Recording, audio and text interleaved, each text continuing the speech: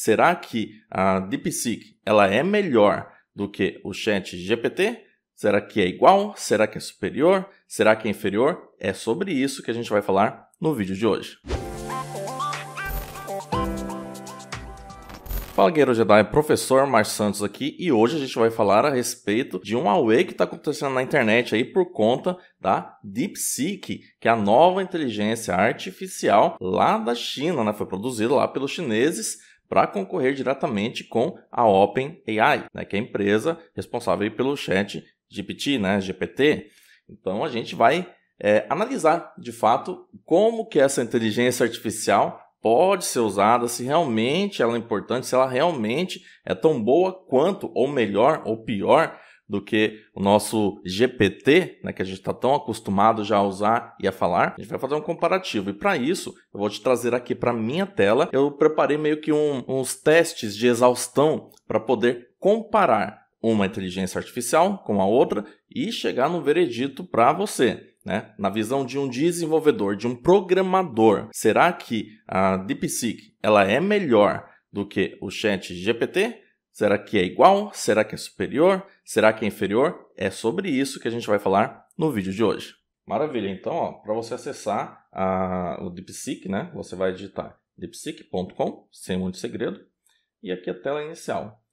Dando uma olhada aqui direto na página, a gente vai ver o seguinte, ó, os caras já falam de forma bem aberta, né, que o DeepSeek, ele agora está ao vivo, né, tem código aberto, né, é open source e ele está rivalizando, os caras deixam isso de forma aberta aqui, né, de forma bem escrachada, estão rivalizando com a OpenAI, no modelo O1.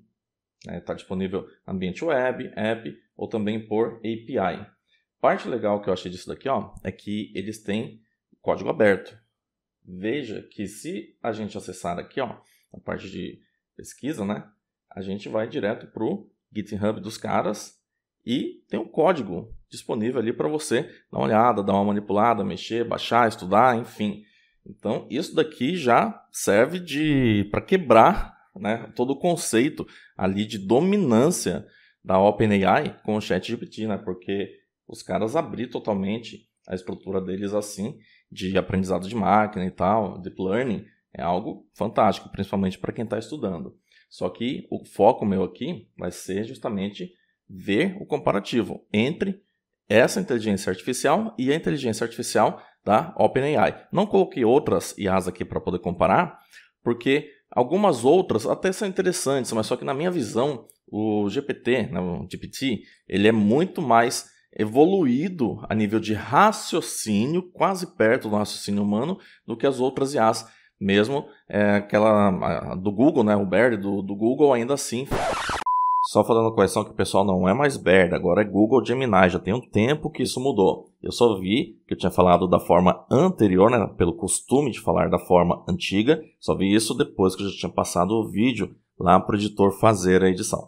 O Google ainda assim fica aquém da inteligência artificial da OpenAI. Então, aqui a disputa vai ser entre OpenAI e DeepSeek, porque os caras estão rivalizando aqui na caruda com os caras da OpenAI. Então, sem muito segredo, a gente vai clicar aqui no Start Now. A mais interessante, ó, esse tem também uma API.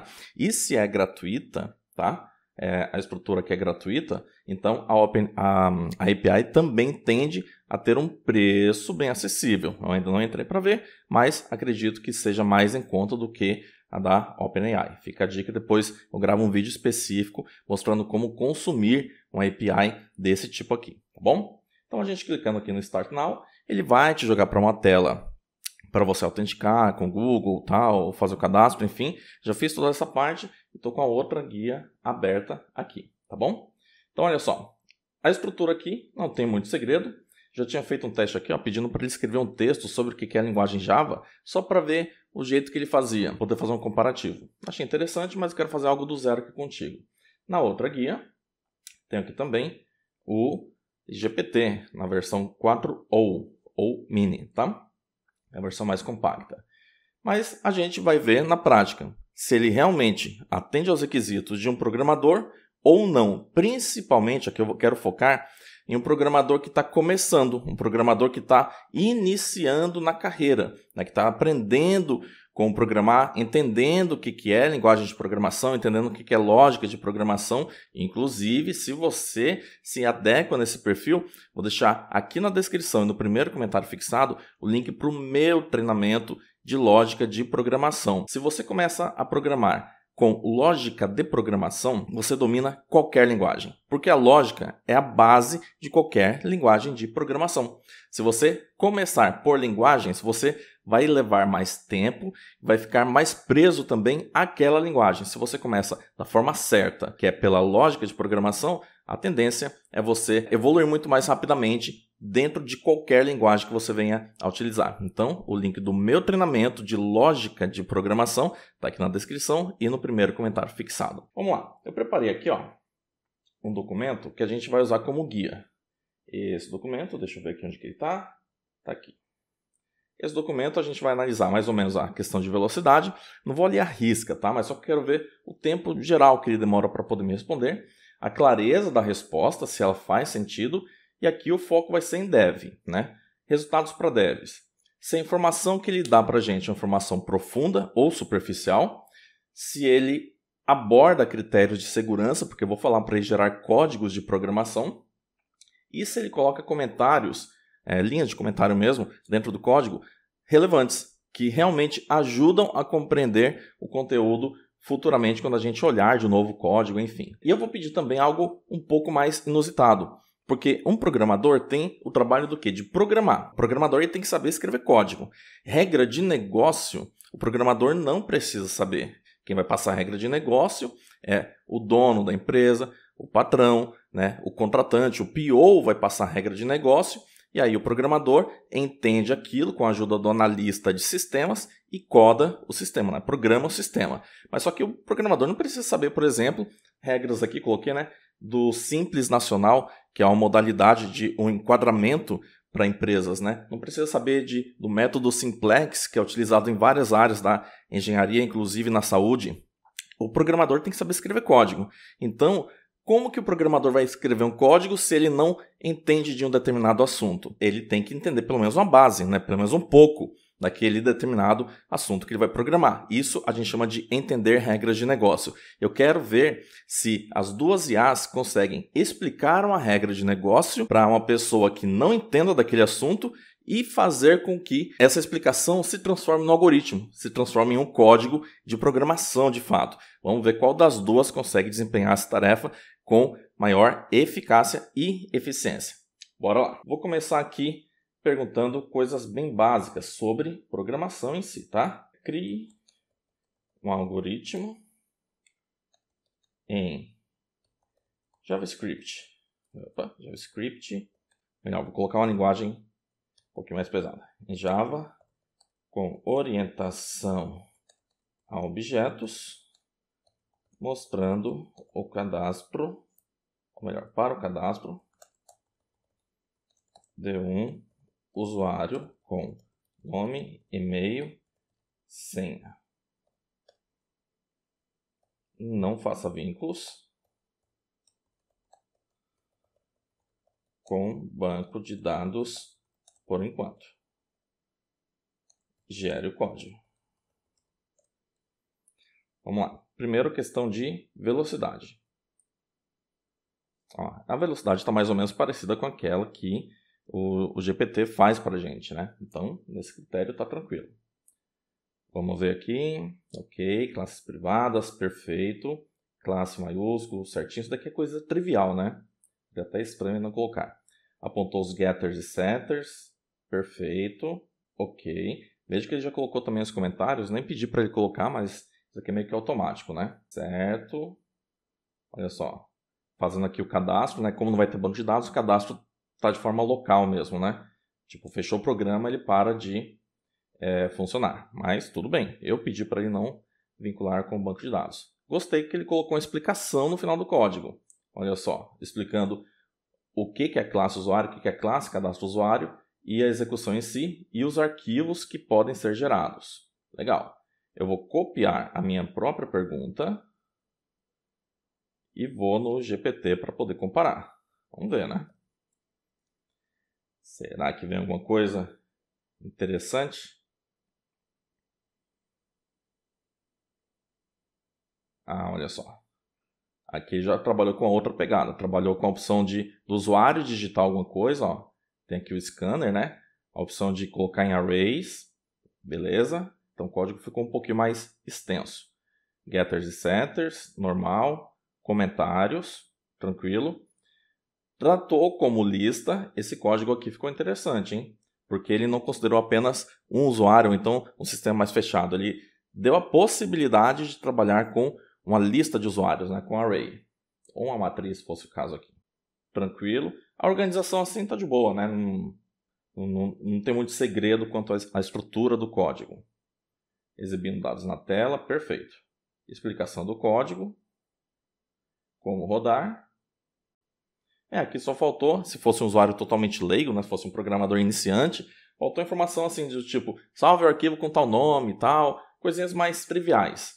Né? Mas, fora isso, eu achei que a estrutura das duas IAs, atendeu aos requisitos. Pelo menos até esse ponto aqui. Tá? Então, aqui, vou até pedir para o meu editor colocar aqui um ranking, né? 1 a 1. Beleza? Nesse critério aqui. Em velocidade, também vamos considerar 1 a 1. Afinal de contas, ele deu uma resposta num tempo interessante, né? Tanto o GPT quanto a DeepSeek. Então, nesses critérios, empate técnico por enquanto. Então, matamos aqui os dois critérios, tá? Velocidade, clareza de resposta, perfeito. Informação profunda, legal.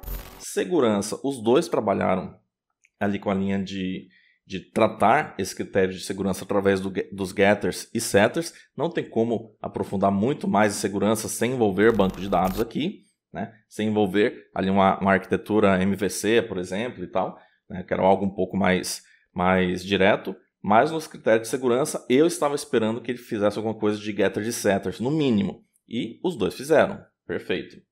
E ambos colocaram comentários relevantes, né? Comentários que realmente ajudam o usuário. As observações que a DeepSeek colocou a respeito de como gerar os arquivos, nome de arquivo e tal, superaram um pouco o GPT, mas só que de contrapartida o GPT acabou colocando a estrutura do código em um array, né? Deixou também a opção do usuário digitar dados. Isso eu achei bastante interessante, então um item anula o outro e por isso eu considerei que eles tiveram um empate técnico aí. Vamos lá. Agora vamos aqui para as definições de regras de negócio. Eu vou perguntar o seguinte para ele. Eu, enquanto programador, preciso entender as regras de negócio para a geração de um sistema empresarial que se baseie no Simples Nacional. Gere um algoritmo que simule a venda, ou melhor, um PDV.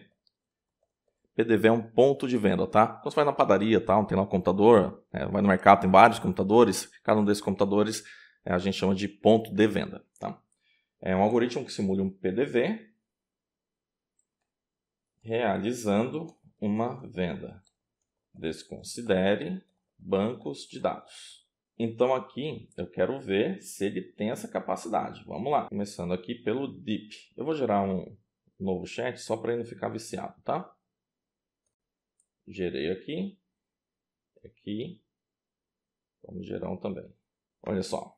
Para criar um algoritmo que simula um PDV, ponto de venda, ó. Já entendeu? Perfeito. Interessante, né? Porque esse PDV, embora seja um termo meio que global, né? A gente usa muito mais de forma indireta aqui no Brasil. E sendo uma IA chinesa, né, não ficou presa só às estruturas e também aos aprendizados lá na China. Né? Ele foi aí a nível mundo mesmo para poder estudar e aprender sobre termos como PDV, embora seja um termo que seja utilizado dentro do mercado dev a nível mundial. Achei interessante isso. Cálculo de impostos, olha só, mostrou aqui a lógica. Perfeito. Não aprofundou muito, né? Esperava que ele aprofundasse um pouco mais no nível de explicação para eu, programador, compreender melhor. Como, por exemplo, ele poderia ter falado sobre percentuais. né? Como que ele vai me gerar um algoritmo sem eu saber os percentuais trabalhados com o Simples Nacional para uma empresa? Estou falando isso porque isso daqui são desafios que a gente encontra no nosso dia a dia, tá? Como desenvolvedor. O cliente chega para você e fala, ó, quero tal algoritmo, não, nem fala isso, quero tal sistema que faça tal função e pronto. E aí você tem que entender o que aquele sistema faz, tem que perguntar informações para o cliente, e aqui eu esperava que ele me desse essas informações. Não deu, mas vamos lá, vamos ver o que ele melhora aqui. Apontam as alíquotas aqui. Percentual, ok.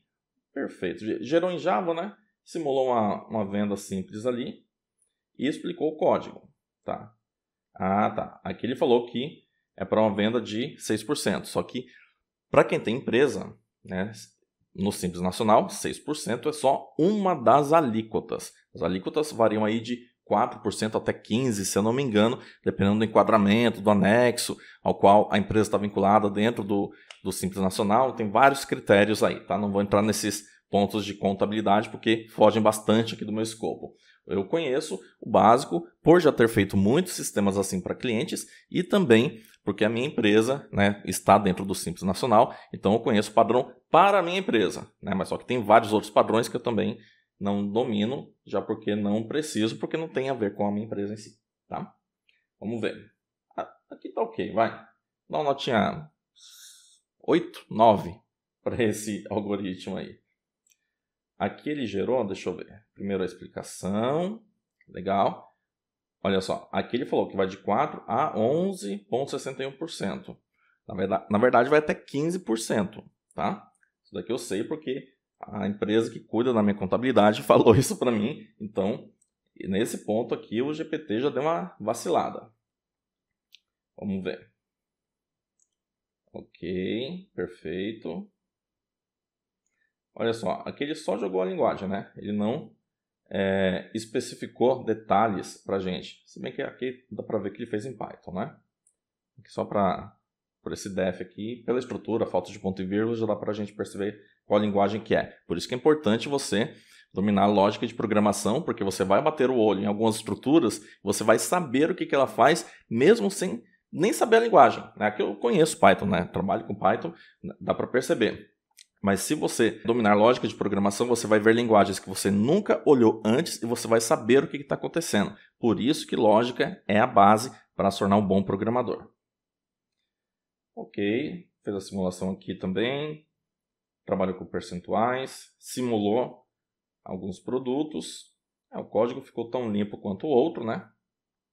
Deu uma explicação não muito profunda. Né? Uma notinha 8, 9 também aqui para esse algoritmo. Não está de todo ruim, mas também não está perfeito, né? Vamos tentar agora fazer a mesma coisa. Faça o mesmo, mas para uma empresa da área de saúde que quer implementar o método Simplex. É Simplex mesmo. Eita. Explique as regras de negócio e gere o código. Devia ter feito outro chat aqui, né? Outro prompt para ele não ficar viciado, mas tudo bem.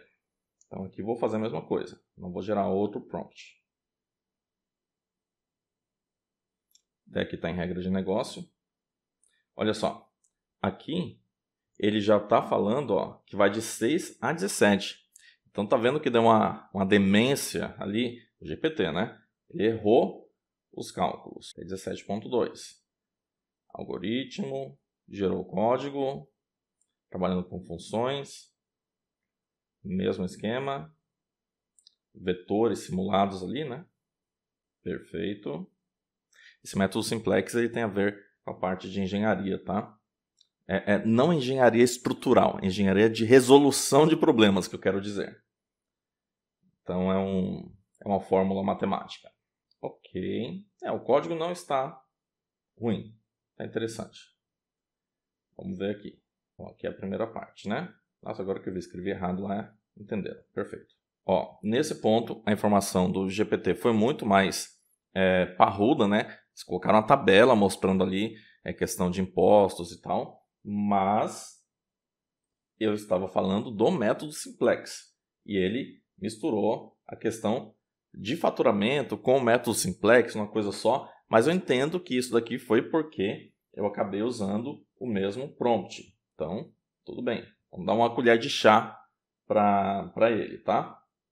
Aqui não. Aqui ele já compreendeu que eu não estava mais falando a respeito do Simples Nacional. Ele entendeu que eu mudei de assunto dentro do mesmo prompt. Então, um ponto extra aqui para a DeepSeek, porque ele entendeu que o cara está falando dentro do mesmo prompt, mas ele mudou de assunto. Então, não vou tocar no assunto anterior. Nesse ponto aqui, achei perfeito. A compreensão dele foi muito mais profunda na minha visão. E o código também gerado em Python. Então, se a gente for observar, as duas estruturas, né, DeepSeek e também o GPT, são IAs bastante avançadas, né, generativas, como você pode ver aqui, que gera informações a partir de um input inicial, mas o DeepSeek me surpreendeu positivamente pelo fato de conseguir raciocinar, vou colocar esse termo, tá? Raciocinar com muito mais perspicácia do que o GPT, que é mais antigo. Então, nesse ponto aqui, se fosse fazer um comparativo, ficaria uma notinha 8.5 para o GPT contra um 9 do DeepSeek. O que é muito interessante, porque é uma IA chinesa que tem uma infraestrutura muito menos robusta do que a inteligência artificial da OpenAI, com toda a arquitetura de hardware que os caras têm. A infra do DeepSeek é muito menor, né? Está bem aquém do que a infraestrutura da OpenAI. E ainda assim os caras conseguirem bater nos critérios de velocidade, aprofundamento de informação e também assertividade dos dados. Eu achei algo assim fantástico, fenomenal. Então, o DeepSeek, né, a DeepSeek, não sei se chama com artigo feminino, masculino, enfim, mas os caras chegaram forte, chegaram chegando, né, e parece que aquela frase que está lá no site deles, né, que vieram rivalizar diretamente com a OpenAI, parece que os caras estão levando isso muito a sério, porque, ao meu ver, hoje em dia, para utilizar no dia a dia de trabalho, se eu tivesse que escolher, eu hoje escolheria a DeepSeek. É claro que a OpenAI, depois dessa bordoada, dessa pancada, parou a internet nesses últimos dias aí com o lançamento dessa nova IA, é claro que os caras vão fazer um reboliço para poder dar a volta por cima. E a tendência é que eles consigam fazer isso de fato. E aí vai ficar aquela briga boa de ver, né? Porque um briga de um lado para poder superar o outro briga de volta. Quanto maior fica essa briga, mais a gente do lado de cá se beneficia dos resultados, né? Porém, a nível de gratuidade, a DeepSeek é gratuita, né? Você consegue utilizar, pelo que os caras falam aqui, de forma livre. Inclusive, olhar o código-fonte deles para poder manipular alguma coisa, se precisar você utilizar aí na sua própria estrutura. Então, nesse ponto aqui, hoje, a minha visão é que DeepSeek está além do ChatGPT,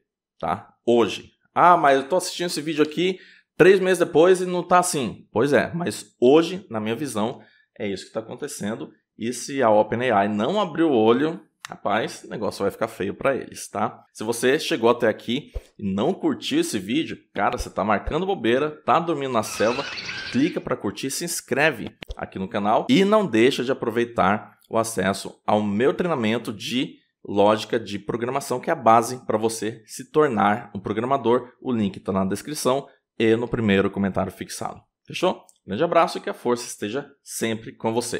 Deixa eu voltar a brincar um pouco mais aqui com a DeepSeek.